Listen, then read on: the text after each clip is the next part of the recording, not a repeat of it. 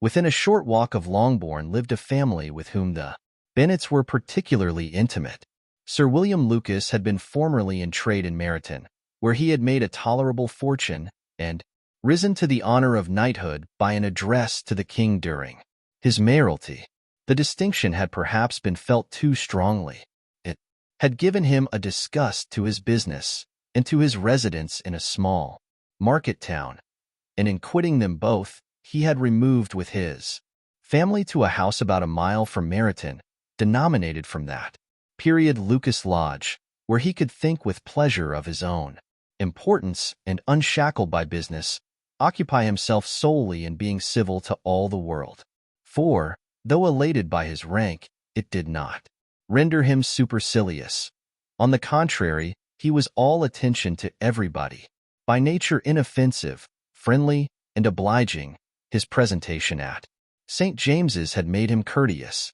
Lady Lucas was a very good kind of woman, not too clever to be a valuable neighbor to Mrs. Bennet. They had several children.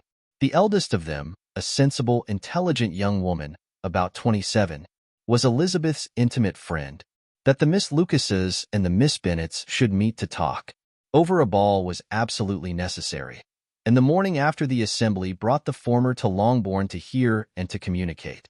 "You began the evening well, Charlotte," said Mrs. Bennet with civil self-command to Miss Lucas. "You were Mr. Bingley's first choice." "Yes, but he seemed to like his second better." "Oh, you mean Jane, I suppose, because he danced with her twice." "To be sure, that did seem as if he admired her. Indeed, I rather believe he did. I heard something about it, but I hardly know what something. About Mr. Robinson." "Perhaps you mean what I overheard between him and Mr. Robinson. Did not I mention it to you?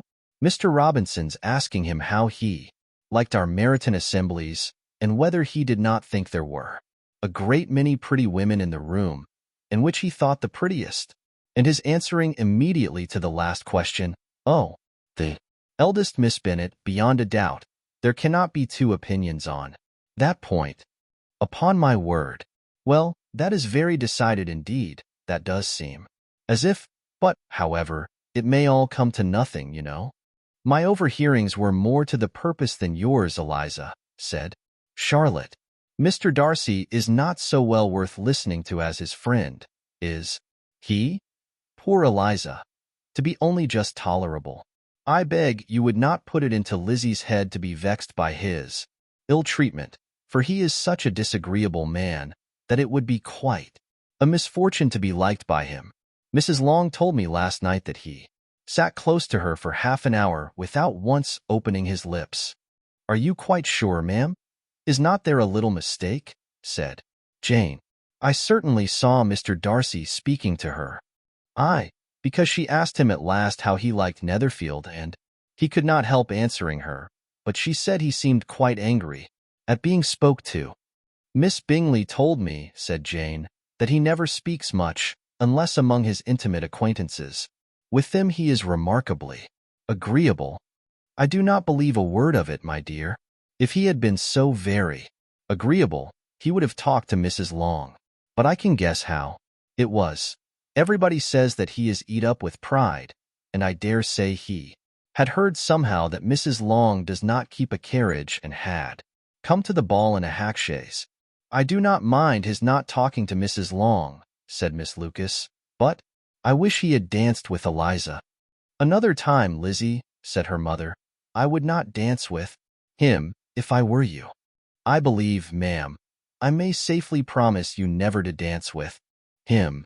"His pride," said Miss Lucas, "does not offend me so much as pride often does, because there is an excuse for it. One cannot wonder that so very fine a young man, with family, fortune, everything in his favor, should think highly of himself. If I may so express it, he has a right to be proud." "That is very true," replied Elizabeth, "and I could easily forgive his pride if he had not mortified mine." "Pride," observed Mary, who piqued herself upon the solidity of her reflections, "is a very common failing, I believe. By all that I have ever read, I am convinced that it is very common indeed, that human nature is particularly prone to it, and that there are very few of us who do not cherish a feeling of self-complacency on the score of some quality or other, real or imaginary. Vanity and pride are different things, though the words are often used synonymously. A person may be proud without being vain. Pride relates more to our opinion of ourselves, vanity to what we would have others think of us.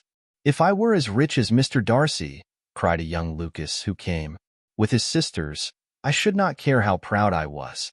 I would keep a pack of foxhounds and drink a bottle of wine a day."